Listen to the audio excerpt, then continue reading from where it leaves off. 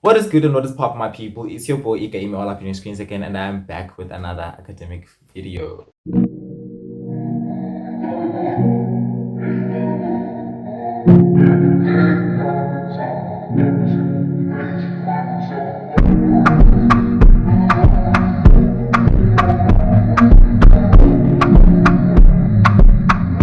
So, finally, I have decided to film this academic video, and this has been a highly requested video. However, we had a dilemma, right? So, I broke my tripod.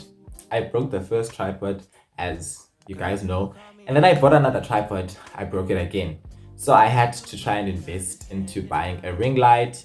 And finally, we have that, and that is why we've been having this delay. So, since we have a ring light now, this is the only chance I basically get to film this academic. So as you can tell from the title, you clicked this video just because you saw the title, right?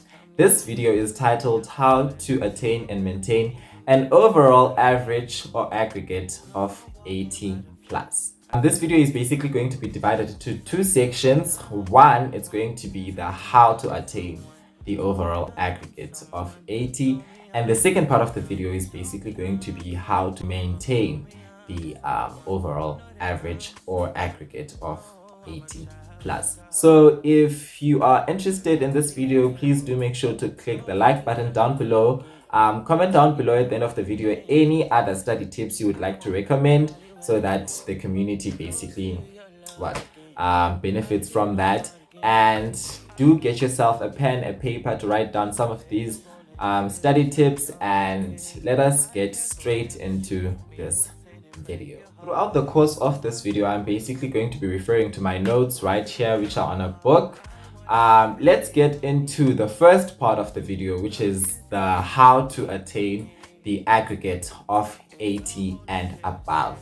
So basically what you want to do is, for content heavy subjects, so this includes your life sciences, economics, history, geography, and all of those, any subject that is rather content based, you want to basically implement these study tips that I'm going to give you right now. So number one, which I'm going to analyze this throughout this video, is to make what we call cheat sheets. So basically people just get so confused by this term cheat sheets, as if you are going to cheat with the sheet, but it's not how it works. So basically your cheat sheets are what you basically condense your notes into. So you have your notes as a learner, right? You have a notebook where you write all your notes. However, when you have a cheat sheet, that's where you condense all those notes into that particular sheet and make sure that every single important aspect of those notes, anything that's going to come up in the exam, anything that is rather important in those notes, is the one that is going to appear on the cheat sheet rather. So you do not include any unnecessary information on a cheat sheet. So how will you basically go about making your cheat sheet, right?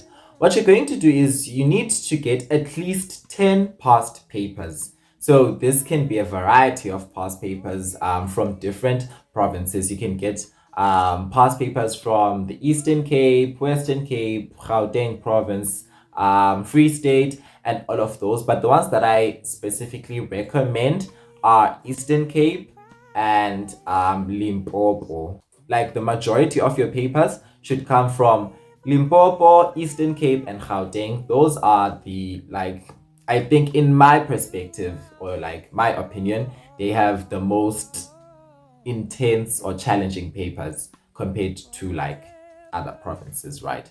So this is not to say anything, but just what I've observed. And what you're going to do is you're going to assess these past papers. You're going to read through them and then jot down frequently asked questions. So this can be like higher order questions, specifically those ones that have higher marks within the exam. So that is what you're basically going to look for. Jot down these questions, and then those are what you're going to include in your cheat sheet, or you're going to include the answers to in your cheat sheet.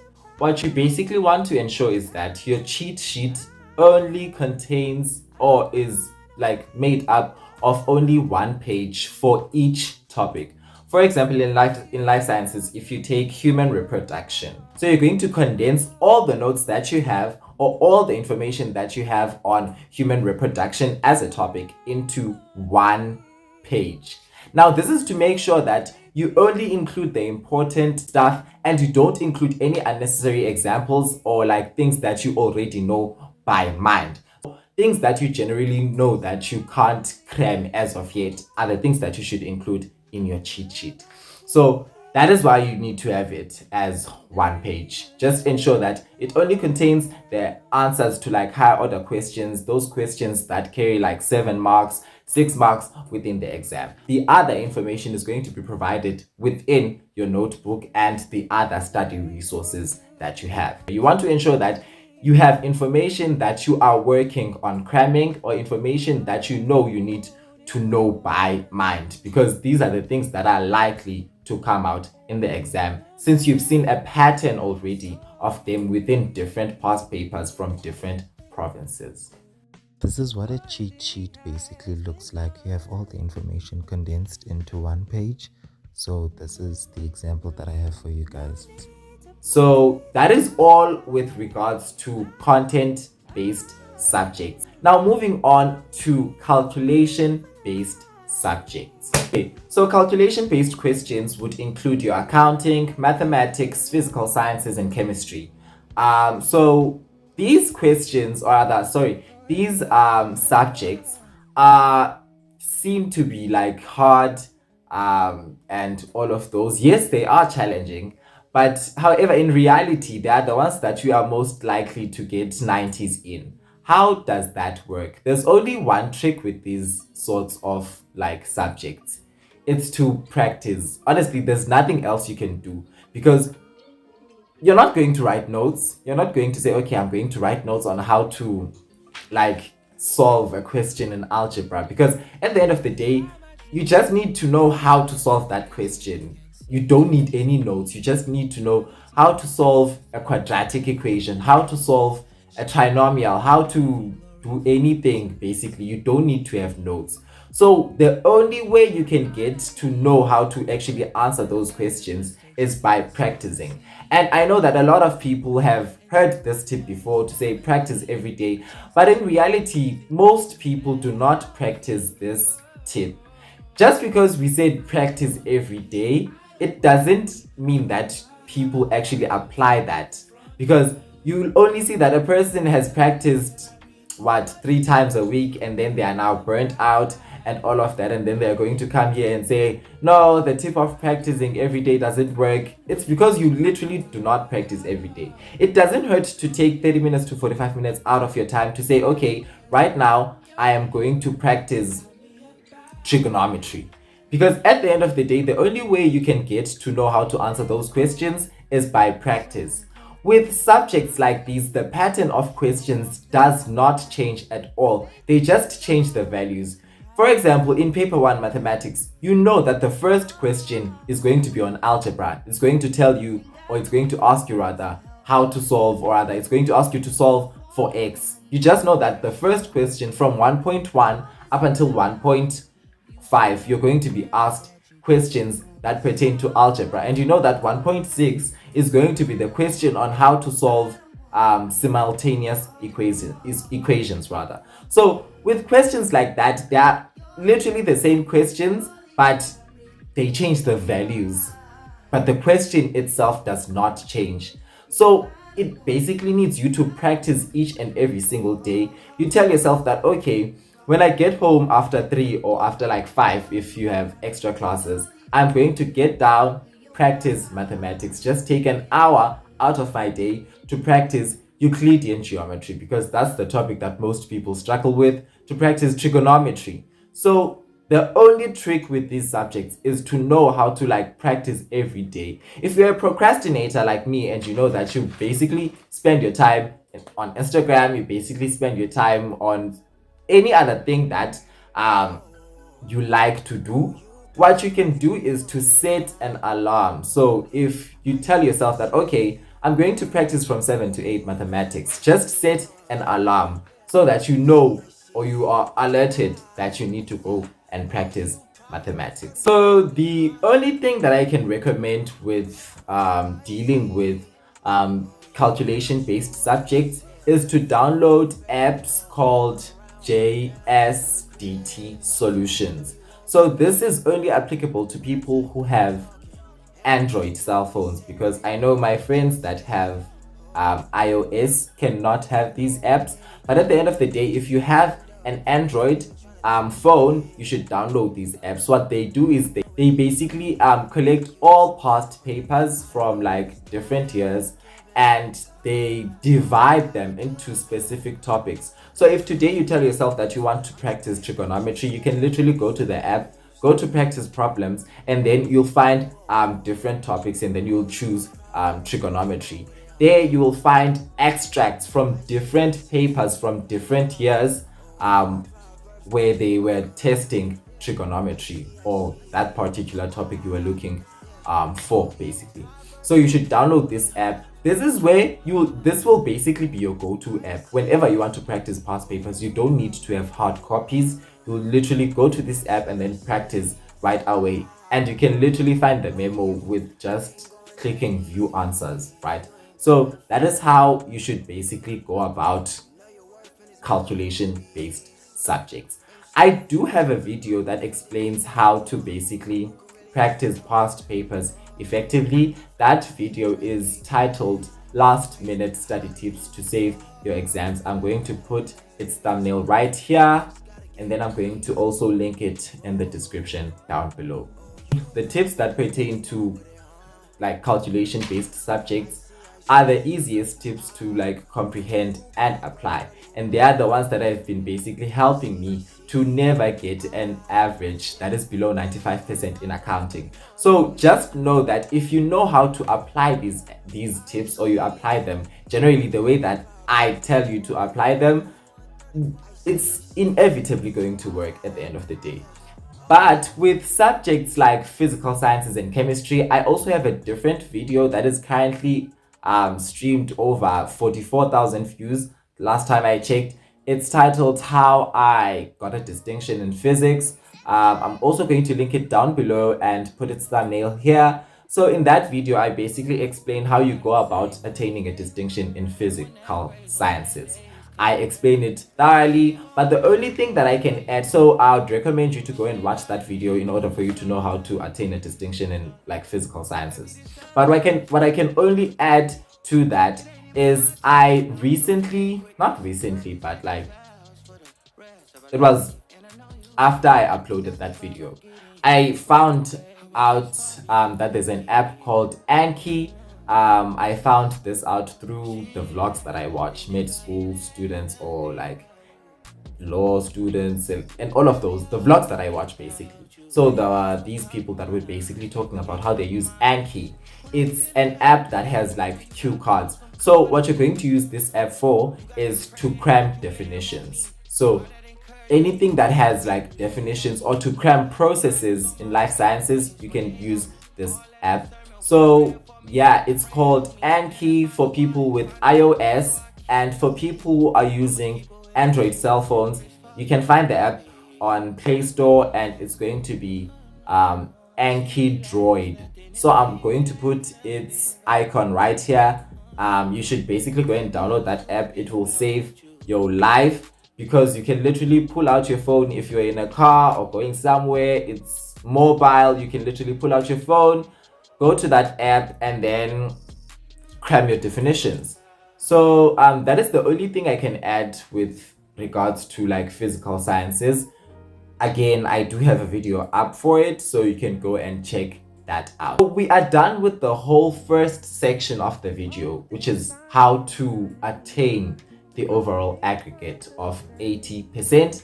Now we are going to move on to the second part of the video, which is titled How to Maintain the Overall Aggregate of 80. And we have just a few tips on this one. Okay, so the first thing that we have on how to maintain an overall aggregate of 80 plus is one, you should get yourself extra classes. I've stressed this out multiple times in my videos, how extra classes save your life, especially if you're a procrastinator. if you know that you are like rooted in procrastinating, you need to have extra classes. What this will help you with is, one, you'll have a tutor that will give you individual attention. You'll have a tutor that will not be as strict as the teacher that you have at school, because at the end of the day, the teacher that you have at school is trying to like chase time in order to finish the topic within a specific amount of time. But with your tutor, you can literally negotiate and say, hey, can we please meet 30 minutes prior before class starts and like explain this particular topic to me? You can, it's with extra classes, it's like a whole different sphere where you can be free and you can like ask as many questions as possible. And also in extra classes, they're going to give you a lot of resources that you can use. And basically, having a tutor is another thing all on its own that can help you advance your studies. So the first thing you should get are extra classes if you can afford them. And if you can't afford them, just make sure that the extra classes that are like provided in your school, for example, in my school, we have Saturday classes. Each and every Saturday we go to school, like normal school time. So you should make sure that you attend those as frequent as possible. Like make sure you attend each and every Saturday class. And if you then do not have access to like extra classes, this leads me to the second tip, which is to have a lot of study resources. Right now, you're in YouTube. In YouTube, you can get like everything. For example, the channel that I use to study physical sciences is called the Organic Chemistry, and I think I've mentioned this channel before. It's called the Organic Chemistry. They do both physical sciences and mathematics. So if you do not understand a certain topic at school, you can come on YouTube and then search for that topic and be schooled again or be taught that topic again. And the one that I use currently for mathematics is called Kevin Maths and Science. So I've heard a lot of hype about this channel, but I did not really see the need to like watch this channel because I was watching the Organic Chemistry and it gave me everything that I needed. But this year I decided to actually try out Kevin Maths and Science, and amazing. I also recommend that channel. And for life sciences, I watch Miss Angler. So you can search Miss Angler. She does everything related to life sciences. And for accounting, I basically use my tutor. Because I've never really seen any, pardon me, I've never seen any valuable videos on accounting on YouTube. But yeah, you can basically get anything you want on YouTube. So that's part of the like resources that you need to have. If you're a person that enjoys reading, you should get study guides. I personally do not use study guides often because I don't like anything that has to do with me reading a book in order to, I just like to watch something. So, but study guides are really, really, really, really effective for people who know how to utilize them well. So you should have study guides. If you can't afford to buy a study guide, I am so sure that there are some study guides at school that you can go and ask a teacher for so that you can like return them back. The second last tip that I have for you guys is to, one, you have to be associated with generally smart people. They don't need to be your friends, but you just have to make sure that you get along with a lot of smart people. What will this help you with? When you're in class and you don't understand something, you can go and ask from those people. I'm sure you've heard this tip many, many times. And for the last tip, you should be best friends with God, guys. When you're going to practice a paper, make sure that you pray, or just do anything that your home or like in your home you do. Just make sure you pray before you study, make sure you pray before you write an exam, and all of those tips will help you attain an overall aggregate of 80% and above. Thank you very much for watching this video. Make sure you hit that little subscribe button over there, hit that like button, and make sure to share the video with your friends, your family, anyone you think would find this helpful, and see you on another video. Bye.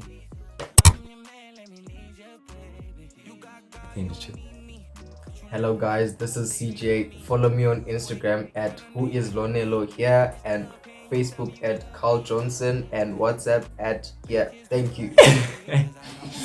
If you did enjoy it, please do make sure to hit that little subscribe button over there. Hit that click.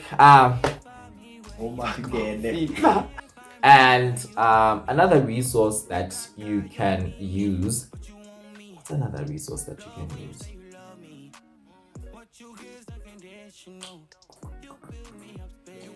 Yeah, those are the only resources I can think of now, or that I use particularly myself.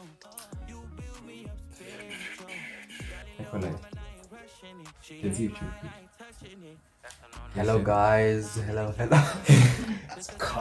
So